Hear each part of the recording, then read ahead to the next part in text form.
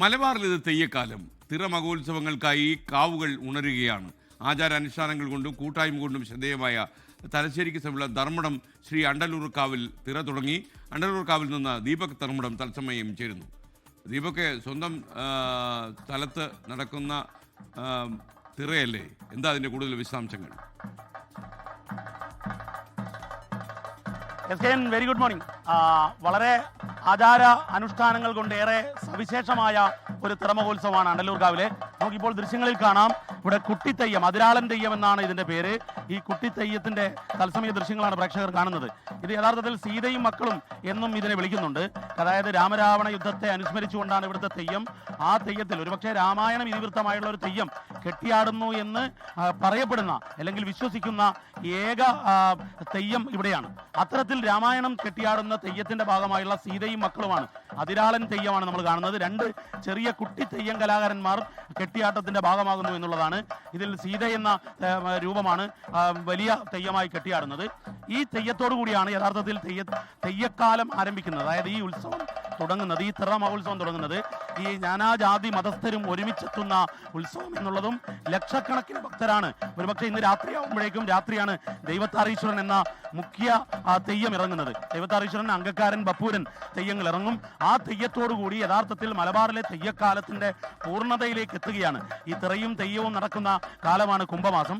കുംഭമാസം 1-ാം തീയതി മുതൽ ഇവിടെ ഉത്സവം തുടങ്ങും. അത് കഴിഞ്ഞ് കുംഭം 8-ന് പുലർച്ചെയാണ് ഈ ഉത്സവം അവസാനിക്കുന്നത്. അതുവരെ ഈ നാടാകെ ഒന്നാകുന്നു. ഏതെങ്കിലും ഒരു കാലത്ത് ഇവിടെ ബ്രണ്ണൻ കോളേജിൽ വന്നവർ അല്ലെങ്കിൽ യൂണിവേഴ്സിറ്റി സെന്ററിൽ വന്നവരൊക്കെ ഈ കാലത്താണ്, കുംഭമാസത്താണ് വീണ്ടും ഒരു റീവിസിറ്റ് നടത്തുന്നത് ഈ ഗ്രാമത്തിലേക്ക് എന്നുള്ളതാണ്. ഈ ഗ്രാമത്തിന്റെ സവിശേഷത തന്നെ കൂട്ടായ്മയാണ്. ജാതിക്കപ്പുറം, മതത്തിനപ്പുറം എല്ലാവരും ഒന്നിക്കുന്നു. ആ ഒന്നിപ്പിക്കുന്ന ഉത്സവം എന്നുള്ള നിലയിൽ ഇത് ഏറെ ശ്രദ്ധേയമാണ്. ഇതിലിപ്പോൾ നമ്മൾ തത്സമയം കണ്ടുകൊണ്ടിരിക്കുന്നത് ഈ അതിരാളൻ തെയ്യമാണ്. അതിരാളൻ തെയ്യത്തിലെ കുട്ടിത്തെയ്യങ്ങൾ ആടുന്നതാണ്, അതായത് കെട്ടിയാട്ടം നടക്കുന്നതാണ് നമ്മൾ കാണുന്നത്. നമുക്ക് ദൃശ്യങ്ങളിലേക്ക് പോയാൽ കാണാം, വലിയ ജനത്തിരക്ക് കാണാം. സ്ത്രീകൾ വലിയ രീതിയിൽ പങ്കാളിത്തമുള്ള ഒരു ഉത്സവം കൂടിയാണ് ഇത്. മറ്റൊന്ന്, ഈ ഉത്സവത്തിന്റെ ഒരു പ്രത്യേകത വിശ്വാസത്തിനും ആചാരത്തിനും ഏറെ പ്രാധാന്യം നൽകുന്നതാണ്. നമുക്ക് തെയ്യം കലാകാരനായ പെരുവണ്ണാൻ ലക്ഷ്മണൻ അദ്ദേഹത്തോട് ചോദിക്കാം. ഇവിടുത്തെ ആചാരങ്ങൾക്ക് ഏറെ സവിശേഷതകളുണ്ട്. അതിൻ്റെ കാര്യമായിട്ട് ഇത് തന്നെ, ഞാൻ അതിരാളം ചെയ്യും. അത് കഴിഞ്ഞ് വൈകുന്നേരം തിരുമുടി, ബാക്കിയിൽ പുലരുന്ന വരില്ല പരിപാടികൾ, പിന്നെ പിറ്റേന്ന് രാവിലെ തെയ്യങ്ങൾ, ബാക്കി നാട് നല്ല ഇറങ്ങുന്നതായിരിക്കും.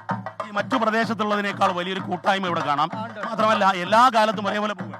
അതെ അതെ, കൂട്ടായ്മയാണ്. തറവാട് പാരമ്പര്യമായിട്ടില്ല, കുടുംബങ്ങളെല്ലാം ചേർന്നുകൊണ്ടില്ല നടത്തിക്കൊണ്ടു പോകുന്നതാണ് ക്ഷേത്രം.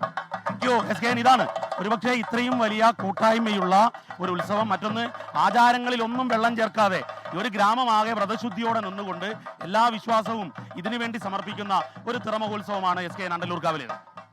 Okay, thank you. ദീപക് ധർമ്മടമാണ് അണ്ടലൂർ കാവിൽ നിന്നും തത്സമയം ചേർന്നത്.